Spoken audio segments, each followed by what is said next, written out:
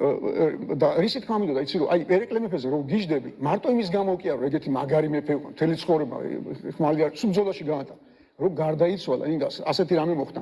თელავში გარდაიცვალა, იქ სადაც დაიბადა და გაიზარდა, ხო ის ოროთახიანში. სასახლე ქვია, ოროთახიანში. ეს მანიაკები, ეს ნაძილები, თურმე ოქროს ზოდებს რო აგროვებენ. ერეკლე მე ერთხელ მაინც დახვდა ერეკლე მეფე, სად დაიბადა, სად გაიზარდა, სად მოკვდა.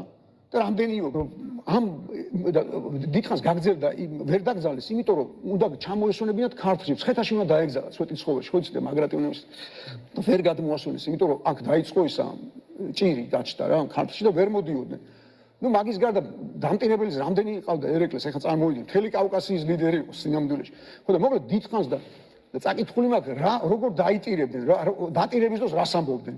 შენ რო აღარ გვეყოლები სამართალს სადვი, ანუ ყველა ასეთი სიყვარული მაგიტოს აქვს ერეკლეს, რომ ადამიანი, ვინც სახელმწიფოს მართავს, იმით განისაზღვრება, სინამდვილეში რამდენად სამართლიანია. იმიტომ რომ ადამიანს დღიდან გაჩენისა ყველაზე მეტად რაც ჭირდება სახელმწიფოსგან არის სამართალი. ჩვენ არაფერი არ გვინდა, არც ერთი ხელისუფლებისგან, არც ერთი პარტიისგან. სახელმწიფოსგან გვინდა სამართალი. არ იქნება სამართალი. სამართალი თუ იქნება, მე თვითონ გადაწყვეტონ რომელი პორტალი, რომელი ჯობია აირჩიონ. რა ჩვენი მემი სიყვარული არის აქ და მაგრამ სანამ არ არის სამართალი და ადამიანებს ჩაგრავენ, რა მნიშვნელობა აქვს რომელი ხელისუფლება ჩაქრავს. ყოველთვის ვაჟა-ფშაველას